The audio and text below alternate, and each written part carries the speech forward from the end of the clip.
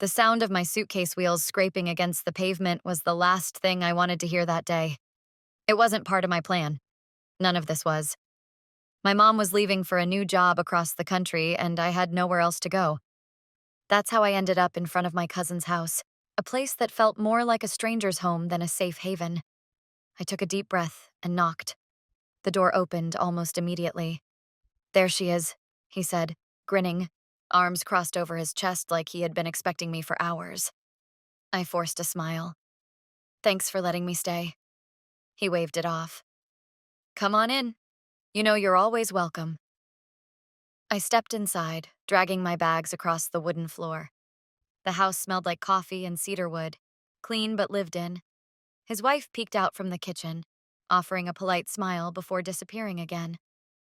I was grateful for a roof over my head, but the feeling in my gut told me something was off. Maybe it was the way my cousin studied me for a second longer than necessary, or maybe it was the way his wife kept a careful distance. At first, I brushed it off. I was exhausted, overthinking. But that night, lying in a bed that wasn't mine, in a house that didn't feel like home, I couldn't shake the feeling that something was about to change, whether I was ready or not. At first, everything seemed normal. My cousin was kind, attentive even.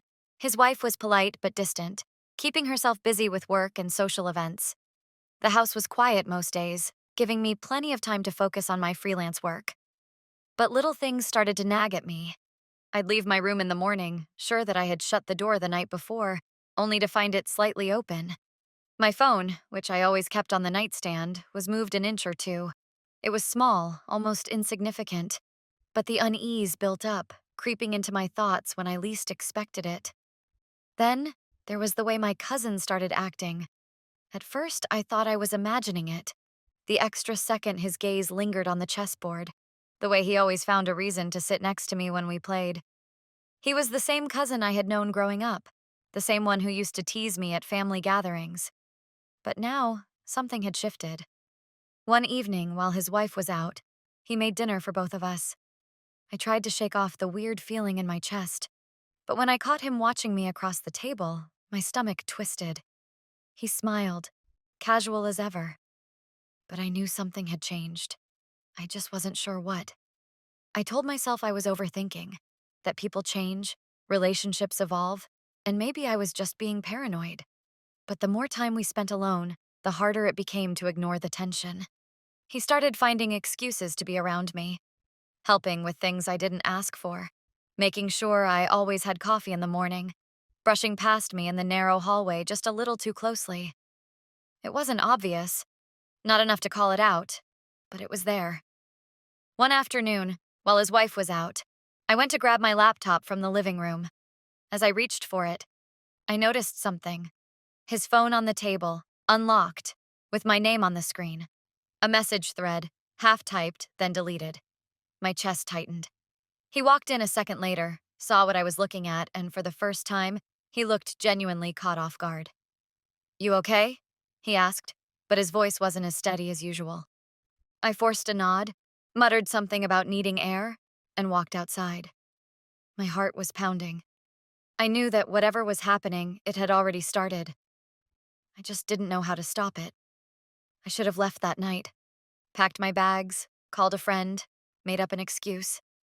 But I didn't. Instead, I stayed, pretending nothing had changed, convincing myself I was imagining things. That illusion shattered the next evening. His wife had gone out again, and I was in the kitchen, finishing up a late dinner. He walked in, leaning casually against the counter, watching me. "You've been avoiding me," he said, his tone light but careful. I shrugged. "Just busy." He stepped closer. Too close. "We both know that's not it." I wanted to back away, but my feet wouldn't move. The air between us felt thick, charged. And then, before I could react, it happened. The plate slipped from my hands, crashing onto the floor. A moment I couldn't take back. A mistake neither of us could pretend didn't happen. As soon as it was over, reality hit like a wave. I turned away, gripping the edge of the counter. "This never should have happened," I whispered, my voice barely steady. He didn't argue. He just stood there, breathing heavily, staring at the ground. I didn't know what scared me more, what we had just done, or the fact that I didn't know how to face what came next. The next morning felt different. The house was the same. The walls still held the same shadows. The air still smelled like coffee and pine wood, but everything between us had shifted. I avoided him at breakfast, barely touching my food, barely speaking. His wife sat across from me, scrolling through her phone, oblivious to the storm that had unraveled the night before. I needed to leave. That thought clung to me like a second skin. But how? If I left suddenly, she'd ask questions.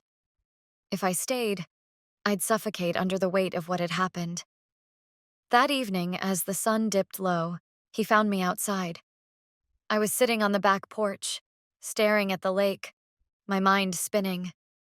He sat next to me, not too close, not saying anything at first, just watching the water.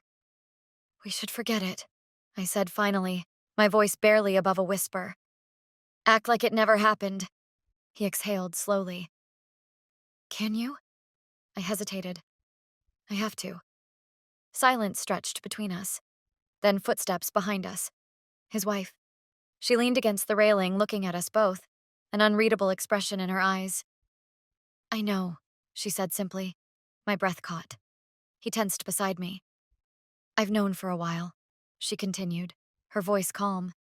"I was just waiting to see how far you'd take the joke." I turned to her, but she wasn't looking at me.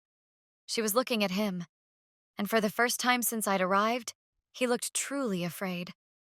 She smiled then, small, almost amused. "Don't worry," she said. "I'm not mad." And that was the moment I realized she wasn't. She was something else entirely, and I had no idea what was coming next.